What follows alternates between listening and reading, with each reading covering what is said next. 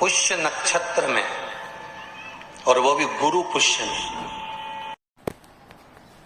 शिव पंचायत का पूजन कर कर एक कलश में जल भरकर पुष्य नक्षत्र में, और वो भी गुरु पुष्य में, ब्रह्म मुहूर्त में कलश में जल भरकर 5 बेलपत्री शिव, गणेश, दुर्गा, सूर्य नारायण और विष्णु भगवान, इन 5 के नाम से जब हम कलश के अंदर डाल देते हैं, और डालने के बाद में गुरु पुष्य के ब्रह्म मुहूर्त में सुबह 4 बजे के करीब में हम जहां हमारा मन पड़े वहां पर अगर बोर लगवा देते हैं तो पानी तो निकलना ही होता है। ऐसा हो ही नहीं सकता कि जल ना निकले, जल निकलेगा ही।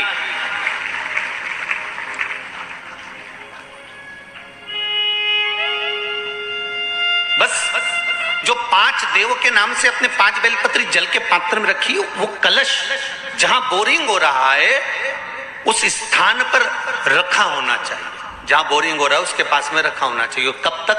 जब तक वो जल ना निकले, और निकलेगा पर ब्रह्म मुहूर्त में ही, गुरु पुष्य के दिन उसका जल खनन होना चाहिए। महाराज, भूमि में से जल के लिए प्रयास होना चाहिए। पंचदेव फिर ध्यान दे लेना। 5 देव कौन से? शिव पंचायत के, क्योंकि देवताओं ने भी जब यज्ञ के लिए जाते हैं, देवता जब अनुष्ठान के लिए जाते हैं, देवता जब युद्ध के लिए जाते हैं, देवता जब किसी कार्य के लिए जाते हैं, और जब कार्य के लिए पहुंचते हैं, जब देवता कार्य के लिए जा रहे हैं और लगता है कि ये कार्य पूर्ण नहीं होगा, ये कार्य सफल नहीं हो पाएगा, हम जिस कार्य के लिए निकले हैं इस कार्य में कहीं ना कहीं अड़चन उत्पन्न होने वाली होती है, तो सारे देवता उठकर भगवान शंकर के पास जाते हैं और शिव की पंचायत को लगाते हैं। शिव पंचायत में जैसे ही कोई बात सम्मुख में आकर खड़ी हो जाती है, शिव पंचायत में जैसे ही कोई बात सामने लाकर रख दी जाती है, मात्र कुछ ही क्षण में शंकर भगवान की पंचायत उसको समाप्त कर देती है और कार्य सफल कर देती है। शिव पंचायत का बल बड़ा प्रबल है।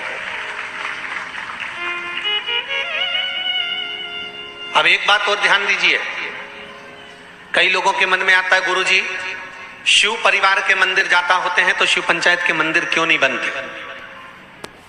इंदौर में एक मंदिर है, छत्तीसगढ़ में भी एक मंदिर है, उसकी सूचना भी मैं कल उसमें देखेंगे अपने लिंग पुराण के अंतर्गत, तो उसमें निकल जाएगा। उज्जैन में भी एक मंदिर है। जो भी किसी भी रूप में एक पान के पत्ते के ऊपर, मात्र पान जानते हो, वो खाने वाला जो पान खाता है उसका पत्ता, पान के पत्ते के ऊपर जो चंदन से शंकर के नाम, पार्वती का नाम और ब्रह्माणी सरस्वती का नाम लेकर शिव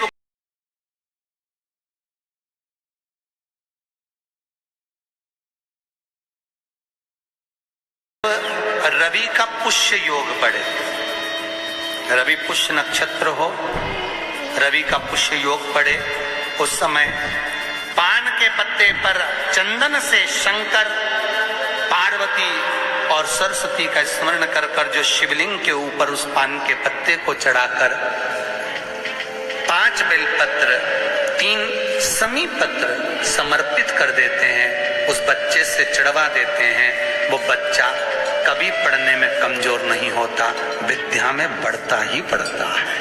पलटकर माँ बाप को देखना ही नहीं पड़ेगा, बच्चे को कभी भी को कहना ही नहीं पड़ेगा कि पढ़ने बैठ, वो खुद पढ़ेगा, रुचि से पढ़ेगा। 5 बेलपत्र, 3 समी पत्र समर्पित कर दें, भगवान शंकर का स्मरण